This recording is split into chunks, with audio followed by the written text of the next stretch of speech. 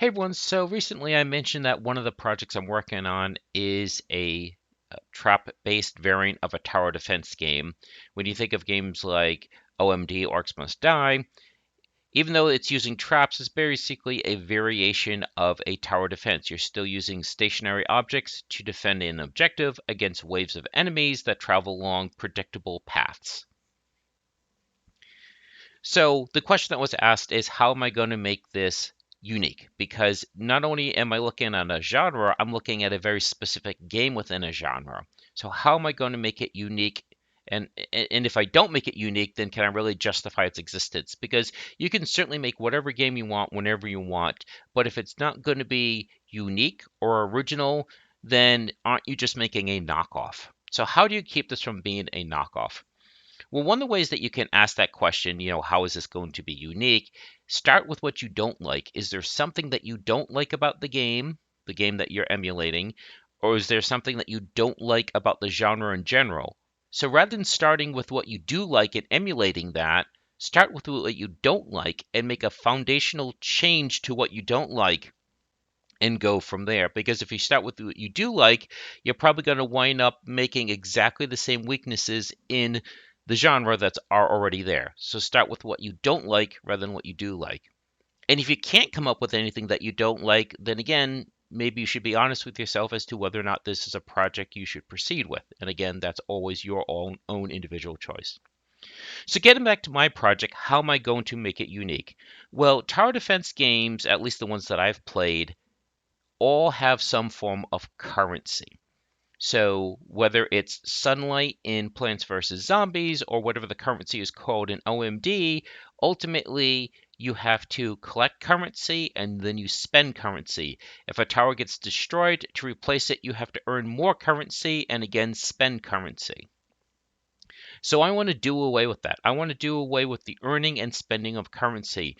Instead, I want to bring in only a very simplified and rudimentary, but I want to bring in power management mechanics such as what you would see in a city sim game.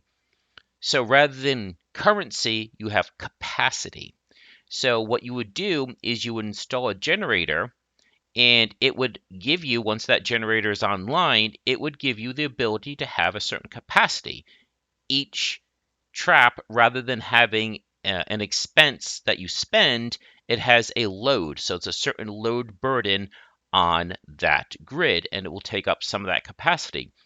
So one of the differences is if a trap gets destroyed, you can just replace it. You don't have to earn more capacity. You can just replace the trap that was destroyed. Obviously, to keep that balance, there'll be like some kind of like maybe there's a 5 second charge up time for when you first install a trap, to keep it balanced. But ultimately, you're not spending to build a trap. You're just utilizing capacity, and that capacity is it's perpetual. It keeps getting generated. This also allows things for such as blackouts and brownouts. So I've only ever been in one brownout in my entire life, and it was really creepy because basically the lights are on, but all the lights suddenly go dim. It's really kind of weird, to be honest. So, anyways, you could have brownout events. So, when would that happen? That would happen, at least as I'm currently thinking of it, if the load exceeds the capacity, then you get a brownout condition. So, how that would translate into this game, and I'll show you this in just a minute, is the traps would reload slower, and when they trigger, they do less damage. Now, the exact amounts are the kind of things you would work out in the game balance stage, but maybe you double the reload time. So rather than taking 2 seconds to reset, maybe they take 4 seconds. And then whatever damage they normally do, maybe they only do 50% of that damage. And then part of the calculus to choose what traps you're going to use, maybe certain traps don't have as much of a penalty in a brownout condition. So those are the kind of questions that would be worked out during the game balancing stage. So that would be a brownout is when you exceed the capacity. So if the capacity is 30 and you use 31, you've got a brownout. And then a blackout would occur when you exceed the capacity by too much, say by more than 50%. So if the capacity is 30 and you're using 46, you've exceeded it by 50%. So you're using over 150% of the capacity.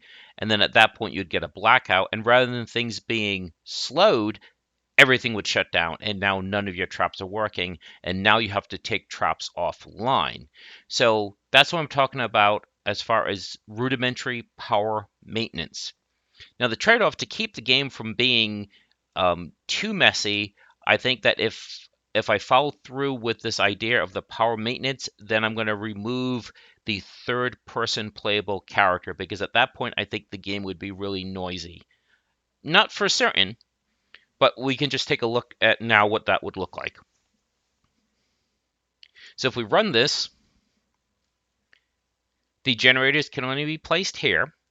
So you can't tell, but I'm clicking, and right now nothing is being built because my my capacity is 0.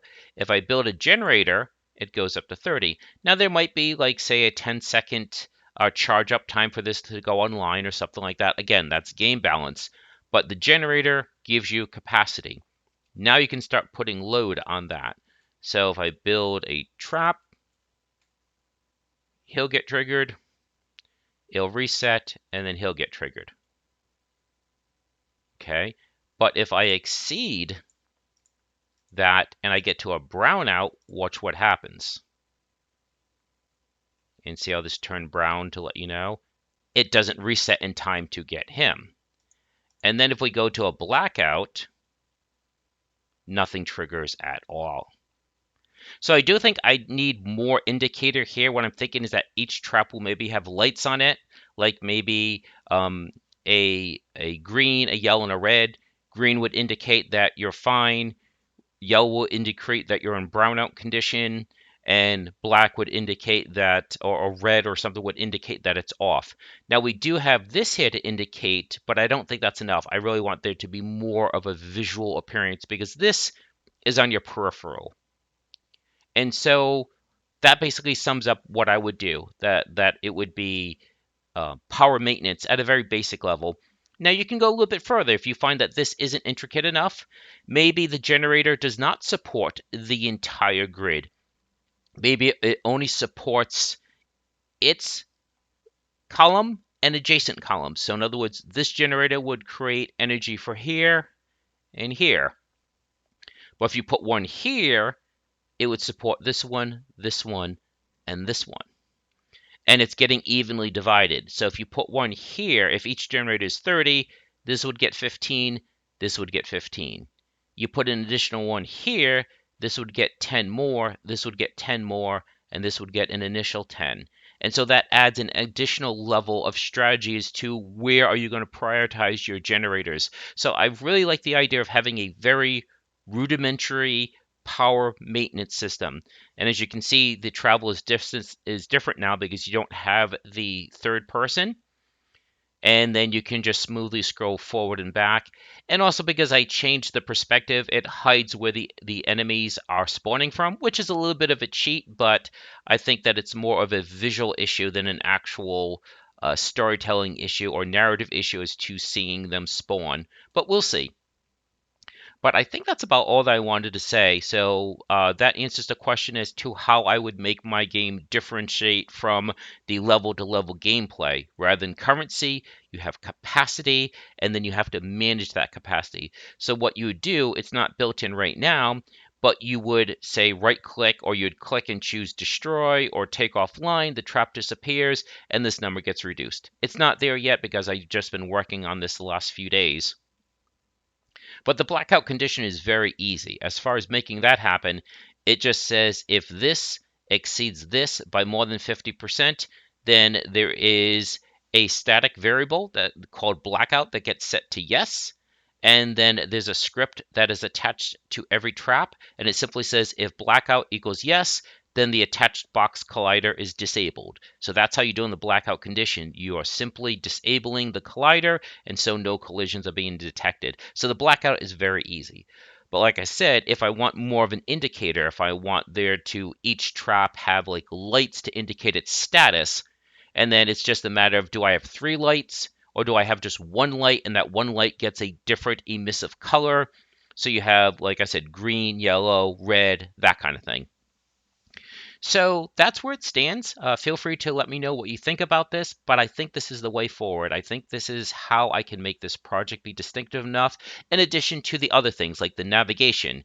Games like OMD are linear, you just go level to level to level, whereas in this game, it's going to be a sprawling facility. There's map navigation, and let me quickly show you how I've modified that. It works the same. Let me just save this. I don't think I made any changes. It works the same, but now there's actually a background, so I think it looks a little bit better. So if we go to map, what I've done is I started using some of the assets that I've purchased. So rather than just having this, that, and that, you can see there's a full background now. So it's not just kind of floating in uh, a bland blue. You can see you've got the roof, you've got the wall in the back, you've got some monitors, you have the table here. The idea is that this is meant to be like a hologram. It doesn't really look like a hologram because, again, I'm just kind of building on the idea. Maybe I'll take this entire set of tiles, attach it to a single uh, parent object, and I can have the parent object rotate ever so slightly. So it's kind of like you see the whole map rotating on the y-axis ever so slightly to try to make it look like it's a hologram. I don't want to go too much into that because that's really just flair. That really doesn't affect functionality.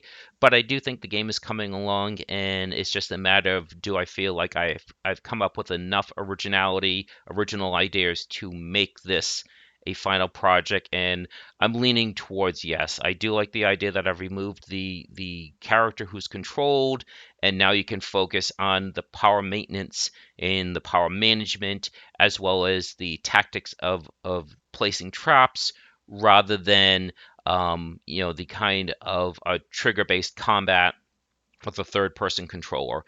Maybe what I'll do is your point of view is a drone, so it's a first-person perspective. Maybe give you a little bit of contact that way, combat that way. But like I said, I think the power maintenance is going to add enough to make this interesting. Again, the whole game is still being designed. It's still in the concept stage.